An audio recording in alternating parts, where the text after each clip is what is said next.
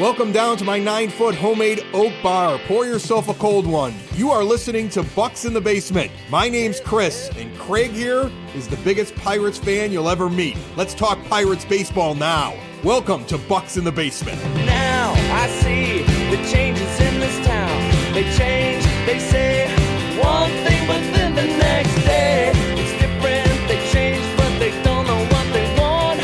All they do is change. Going left, going right, travel day, travel night. That's where we'll go. No excuses, no goodbyes, no one cries, no one lies. We'll never know.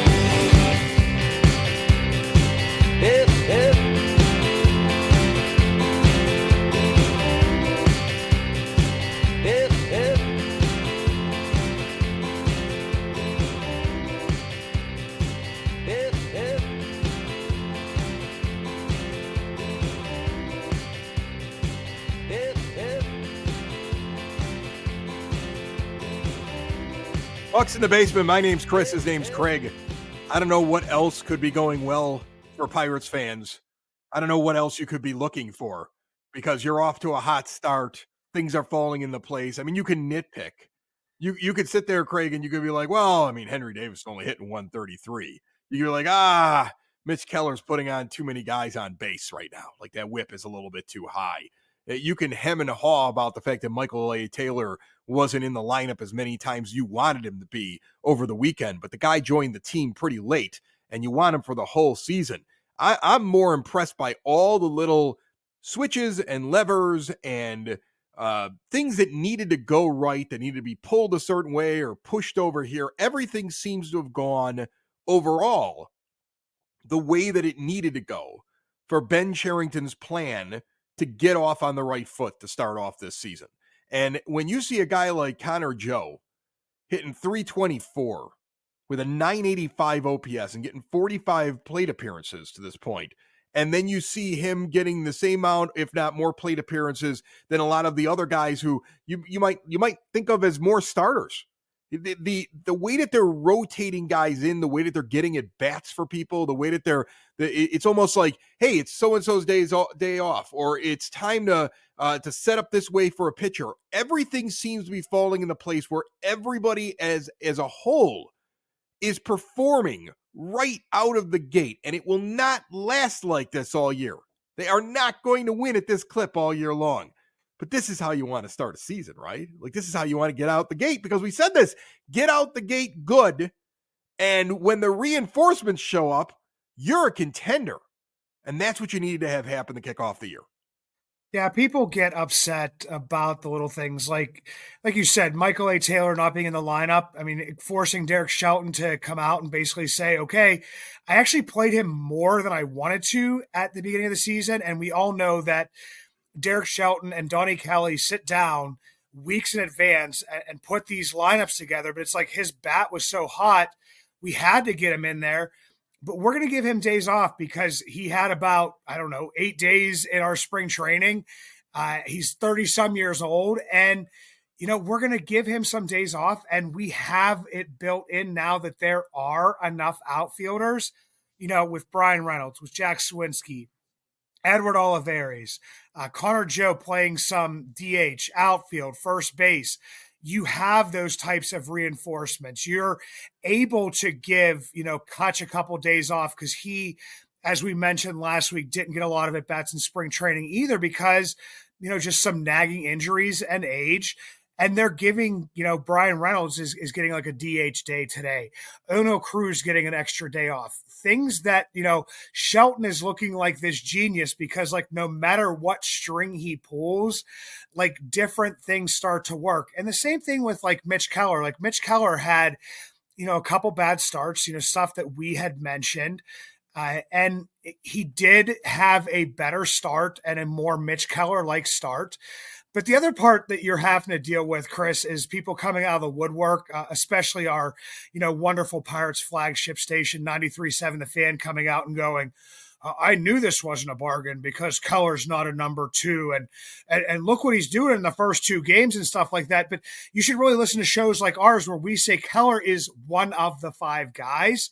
We don't know where he's going to fall in there. Mitch Keller, he is somebody who during the offseason and as of last year started throwing a newer pitch, the cutter. The cutter has come back in baseball. The reason the cutter has come back in baseball, there was a big article from Fangraphs last year, go look it up, is because guys were using so much of their sweepers and their sliders and their curveballs. And the cutter does not put as much like torque or, wear and tear on that elbow. It hasn't been working for Mitch Keller, but I think it's a pitch he's still going to try to mix in because everybody wants to see that velo from Keller that he learned about at Tread Athletics and throwing 100 miles an hour. And they want to see, him throw this wipeout slider and his curveball and all these different pitches. But you also saw Dallery Moretta, who throws an absolute like mind-bending ball that goes the opposite direction of his hand, now undergoing Tommy John surgery. And you can't have it both ways. You can't be like, well, Mitch Keller's velo's down and, this cutter isn't working. Well, they need to tweak some of that stuff, but you can't have it go away completely. And you also, Mitch Keller is becoming a pitcher, not a thrower. He's becoming a guy who can find that middle ground and he can say, where can I pinpoint this pitch where I'm not throwing it at max effort every single time, but I'm still able to get those outs and I'm still able to pitch effectively. Yes, the cutter wasn't working. You should probably ditch it to a certain degree, but I don't see him getting rid of it completely. I still see him working on it. And there may be some games where it's like, man, that cutter's looking really good for him. It's going to be depending on matchups, depending on, how he's feeling that day. And that's going to be up to the catcher, and Henry Davis and now Joey Bart, Jason DeLay, if he comes back, to realize, hey, dude, that pitch isn't working today. Let's not lean on it as much, but let's just not also throw, 10 curveballs or 10 sliders in a row just because we know the effect that has on pitchers' arms. I mean, Chris, Keller looked good. Keller, if he looks, serviceable as to what he looked like, and not the word serviceable, but he looked more than serviceable yesterday, quality start. If he starts to look like more like that Mitch Keller and less like the first 2 starts, then I don't really care what number you assign him. He's a major league quality pitcher, and he becomes the major league quality pitcher that he was for the second half of 2022 and the majority of 2023. He's only making an average of $15.4 million a year for 5 years. When you look at his contract, and if you look at what pitchers with ability that would sit somewhere in the top 3 of most contending rotations were making this offseason, he was a good deal. Okay? If you're expecting to get a guy who is one of the top 5 pitchers in baseball at that money, well, then you're delusional. All right? He's making what he's probably worth. That's what he is. And what I'm looking at with him is his fielding independent pitching right now. Because I want to find some kind of hope, right? Because I hate the whip. I think he's almost at 1.6 right now. That's terrible for a starter. That's the first thing that bothers me, right? He's given up 10 earned runs in 3 starts to date. His ERA is a 5.29. None of that's good. But his fielding independent pitching is a 3.41, which indicates to me some of the defense behind him hasn't been perfect, and he's had a little bit of bad luck. Let's give him more than 3 games before we start yelling about Mitch Keller. I feel positive about the guy still, and he is one of a group that may end up being a foursome of guys you're going to have under control for many years with Jared Jones, Paul Skeens, Quinn Priester, all guys that are going to be part of this for the next couple of years. And the other 3 guys aren't going to cost you very much money at all. So when you take those 4 guys and you spread out Keller's money, think of it more that way. You're buying a stable of young pitchers, and you couldn't let a guy like Mitch Keller walk out the door because it gives way too many questions to your pitching staff, and you are in far more trouble this year out of the gate. I don't know if you get out of this gate, even with the way he's performing. You're not as strong of a team if you didn't turn around and give him the contract that you gave him, not only for this year, but for years beyond. So I'm not 3 games with him with an elevated ERA and an elevated whip when I see a good, solid, not perfect, but good, solid fielding independent pitching number from him. and looking at his last start, I'm not concerned yet. I'm really not. Sometimes I think we get too fantasy baseball with these guys. Sometimes I think we have a really hard time accepting that they're human beings and that different factors occur. And that's why you look at the entire year when you're looking at a player. Because if you're looking at the stats right now on this team, and you honestly believe that Michael A. Taylor is going to be a 429 batting average all year, you're nuts. His baseball card says that isn't going to happen. He's off to a hot start. So you can't get overexcited about a small sample size, and you can't get over upset about a small sample size either. Let's give him a couple of months. The only stat that really matters right now for the Pittsburgh Pirates is that as we sit here and we're talking, they're 9-2. They're 3-1 at home, 6-1 on the road, 8 out of their last 10, sitting on top of the division, off to a hot start. We know there's young pitching that's coming this year. We know that a lot of these young hitters that are off to hot starts have the potential to have very good seasons. And the few guys that are kind of floundering, I'm not that concerned about right now because either they're older, like Andrew McCutchen, and I didn't expect him to make it through the whole year. They're guys that have demonstrated that they have a value even if their batting average is down, like Jack Sawinski. Or they're a young guy in Henry Davis who I don't think is going to sit at 130 all year long. So at this point, I'm just looking at the record and the fact that overall the team is playing well. And I go back to what I said on the last show, get off to a hot start, have a winning record to 500 at the absolute worst by the time that the rest of this group is ready to go and the rest of these reinforcements show up and the sky is the limit for this team. They're doing better than my worst case scenario for them, which is the 500 record. We got a couple of comments too. People were mad at me for saying that. You're shooting too low. 500 out of the gate. I take 500 out of the gate knowing what's coming. I'll take 8-2, 9-2 right now, knowing what's coming and feel really cocky at this point. I mean, I'm cocky on before we've even gotten through halfway through early April, we got early April cockiness right now about the Pittsburgh Pirates. Okay. But you and I know after watching baseball for as long as we've watched it, there's bad on the way. There's good, there's bad, there's peaks, there's valleys. It's 162 games. Don't overreact to something good or overreact to something bad. Look at the whole. Yeah, and the piece with the Keller, extension is that, I mean, we've talked about this with the last two extensions that were handed out with Brian Hayes and with Brian Reynolds, and people jumping to it and talking about the fact that they want to see everybody overperform their contracts to a ridiculous extent, to the point where we're actually almost like underpaying them or stealing, from those types of players. So yeah, I can't get upset about any of this types of stuff. I'm excited. And like you said, but I'm also, I wouldn't say even last year when they were 20-8, would I move off my, I think it was 72 or 70 game, prediction for wins. Somebody asked me, well, you predicted 80 wins on X at the beginning of the season. Are you moving off of that? And I'm like, I am hopeful that it would be higher than that, but it's a long season. I mean, we see teams that are going to be terrible, get out to hot starts. Teams that are going to be good, get off to bad starts. And that's why it is a marathon and not a sprint. But yeah, I mean, look at like Brian Reynolds. Brian Reynolds last night, going into last night's game when I was watching it, I think was hitting like 2-something with his OPS under 800.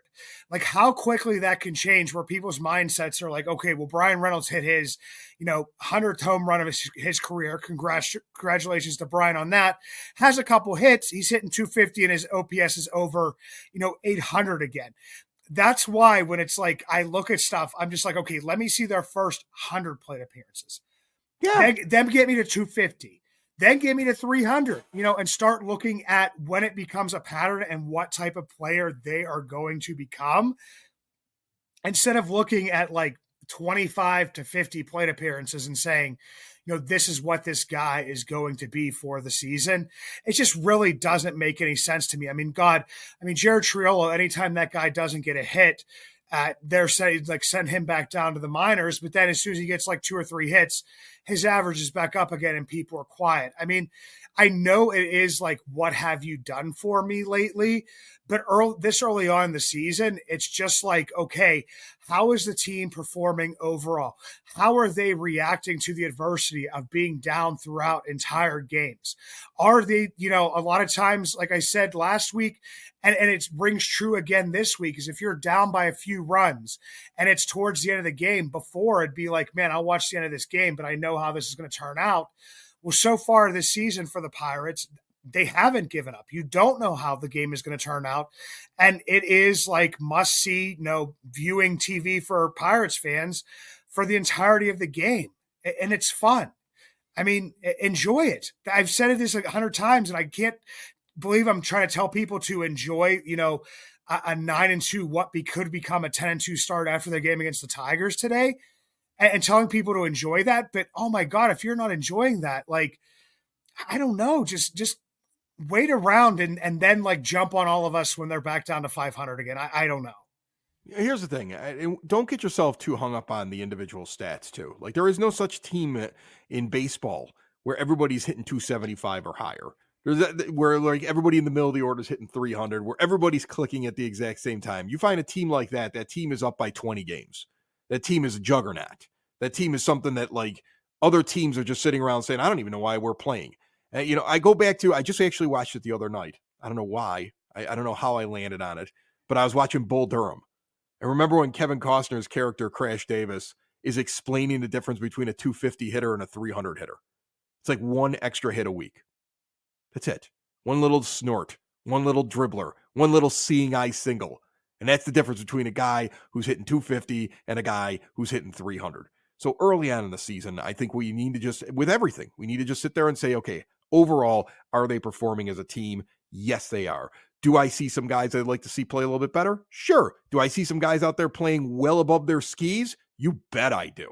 There are a couple guys out there right now that are performing at a level that if they would have done that their entire career, they wouldn't be on the Pirates right now.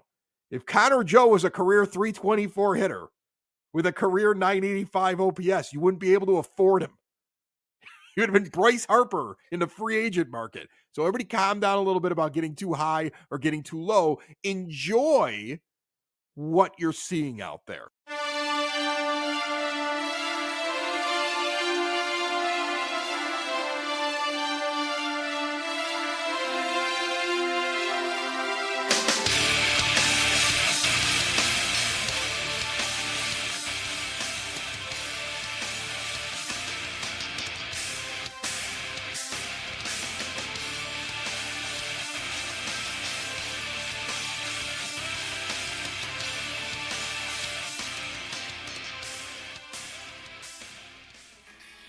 Are you a fan of the Pittsburgh Pirates and supporting small businesses?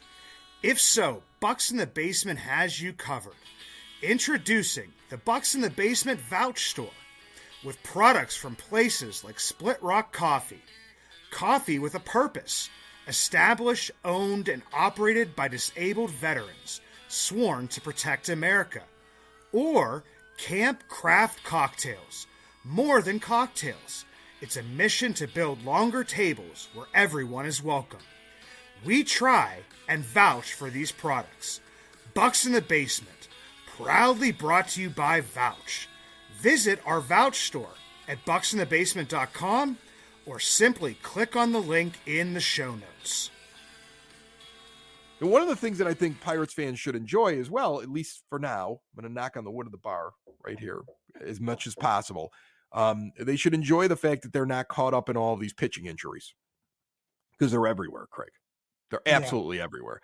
And you and I play fantasy baseball, and it's like we spent the entire offseason like figuring out who are going to be our big leaders on our fantasy baseball team. And there are guys that are just losing big name pitchers left and right that are not going to be able to pitch this season because of the Tommy John and all the other elbow problems and everything like that. And Justin Verlander just came out with something that I really found interesting. He was asked during a minor league rehab start. He was asked about the rash of pitcher injuries. And if you could find this thing online, I know I think I might have retweeted it through my personal account. If I didn't, I will. I know Craig will probably put it out there at some point on his X account or something like that. He went through his feeling, his theory. It was very interesting And it was very well thought out. You could tell that he even mentioned he talked to Max Scherzer about a lot of this when they were sitting on the bench with each other. Like, this is something that older pitchers are talking about. And it was very insightful, the idea that the way that guys learn how to pitch now, the way that the majority of pitchers in Major League Baseball were brought up, is how much rotation can I get? How hard can I throw the ball? 12 months out of the year, they're working out. It's all about getting an extra 2-3 miles per hour. And there was never that kind of strain put on an arm before. And because of the analytics, I thought this was really interesting. Because of the analytics telling you that generally the third time through, most pitchers aren't that good. Every team is looking for an excuse to get you out by the time you get to that third time through. So nobody's incentivized to go 7 or 8 or 9. Nobody takes care of their body that way. Everybody's just trying to burn it in there. And it's putting a strain on the human body, and it's causing more injuries. You know, I always tell this story, and I'll let you jump in here after I'm done.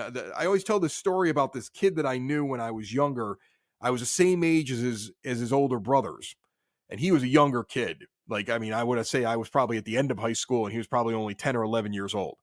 And his dad loved the idea that he could have a kid that might go play college ball and maybe even in the pros. And this kid was great. He was like one of those kids that you knew about in the neighborhood was great.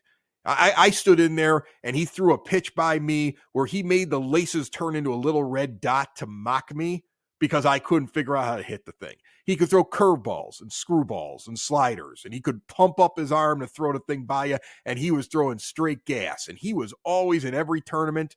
And you know what? His arm was toast by the time he was in high school. He never played college ball, and I think he works on a construction site right now. And his dreams are gone.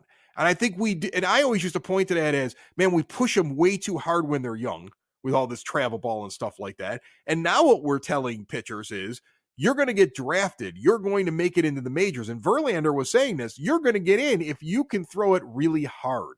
You don't need to have a lot of skill. You don't need to know how to get batters out. We'll teach you that after we've signed the deal with you. But you'll get your foot in the door because you throw 101 or at least 98. And when you've made these kids like aspire to that, because they all want to be major leaguers. They all want to make it to the majors. So if you tell them the blueprint to make it to the majors is to kill your shoulder from a young age all the way through getting into the majors, they show up with these problems. And then they're just a matter of time before something happens. And that's why you see so many hurt pitchers, Craig. Yeah, and I had mentioned to you before the show when we were talking about this, when we talked about Verlander, I said there was a very similar tweet from Alex Wood basically saying that, 10, 12 years ago, whenever they were done with the season, I mean, they put the ball down until the first of the new year. I mean, they just really didn't do a whole lot. But now guys, like you said, are going to the places like the drive lines, the Trent Athletics. And a lot of that stuff is getting pumped into us. I mean, even from Mitch Keller, when he came back in, 2022, and he had all those videos out there of being at Trent Athletics and getting up over 100. But it wasn't until he really learned how to pitch. He struggled for the first half of that year, got thrown to the bullpen until he really learned how to pitch. That, I don't know what, I mean, that might have done something for his confidence, but in the end, he also spent that entire time during that offseason throwing all of these pitches and throwing as hard as he could before he even got to the season. So, yeah, I mean, the number of guys, I mean, the Pirates have seen, Johan Oviedo with the Tommy John, Michael Burrows with the Tommy John, Dowry Moretta now with the Tommy John, JT Brubaker, who was traded with the Tommy John. And I mean, there was talk about how, this is a Pirates problem more than it's a Major League Baseball problem. Well, man, look throughout the minors and the majors and the guys that have gone down this year. No, it's a Major League Baseball problem. And like you said, Chris, the number of kids that are on however many different teams. I mean, I know I'm an assistant coach for my son's Little League team, and I had a kid who is on a travel ball team as well as an AAU team, and he said he wasn't going to pitch in Little League, and the coach was like, "You're a really good pitcher," and he's like, "But I got to watch the innings on my arm and stuff like that." I mean, that kid is even realizing at this point in time, because for the most part, when I was growing up, Chris, our season lasted from about now until the 4th of July. We had a picnic, and then that was Right. it for You baseball played until baseball, and then you went out and you hung out with your friends and you did other things and you played multiple sports. I don't even want to get down this rabbit hole because I'll turn into 2 hours of yelling at parents for screwing up their children because they're trying to get their kid to the bigs because they never made it there or they think they're going to make a ton of money. But I will give you this word of warning. In fact, I'll give you these words of wisdom from a 46-year-old man who has an 18-year-old now, a 16-year-old, and an 8-year-old. And all of them played sports. In fact, 2 of them at a high school level. And I will tell you this, the 18-year-old stopped very early on in high school playing softball, but she was a hell of a girls softball player. She batted in the middle of the order on a state championship team when she was like 11 years old, I want to say, 12 years old. She could hit bombs. She could play. She did not play year-round, folks. She did not play year-round because she didn't need to. And when it finally ended for her, it wasn't a disappointment. She actually has, I want to say almost $500,000 in scholarships offered to her for academics. That's what my daughter has. From universities from coast to coast. She got more money for studying in school than anything she got for athletics. In fact, the kids that used to, their parents forced them into all these programs and made them do all this crazy stuff, they're getting offers, the majority of them, and they were like really good players. I would watch them. They're getting offers from like tiny little schools in the middle of Wisconsin, right? Division 2, Division 3. That's where they're getting the majority of their offers for. Most kids don't end up with a Division 1 collegiate offer.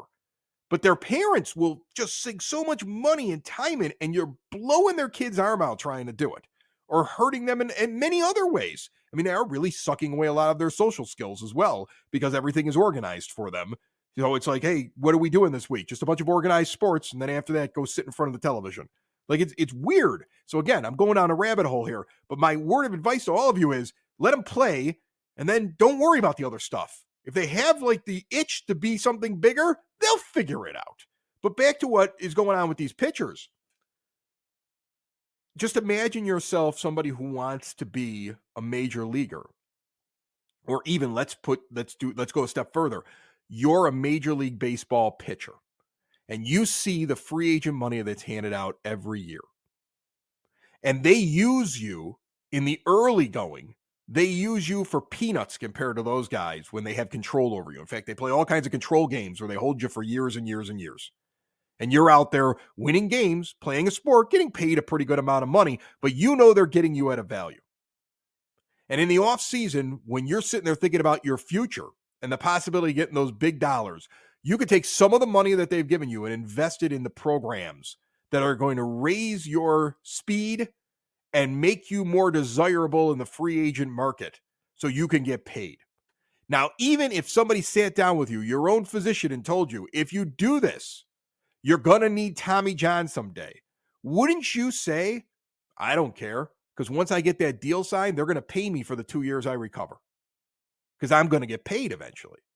Like, you've incentivized these guys to selfishly, but I mean, why wouldn't they? You selfishly hold them down. You selfishly keep them at a lower cost than what they're actually worth. You play games with their time that they have in the major leagues. And when they get to become free agents, you mess with them throughout. So why wouldn't they sit there and say, well, I want to eventually maximize the amount of money I have. So I've got to get my RPMs up because that's what they're paying for. And I've got to get my speed up. And who cares if I'm ever going to be a guy that goes 7, 8, or 9? I don't really care about that. How do I get paid? And then their arm gets blown out. And then some team is stuck with them for a couple of years while they're paying them.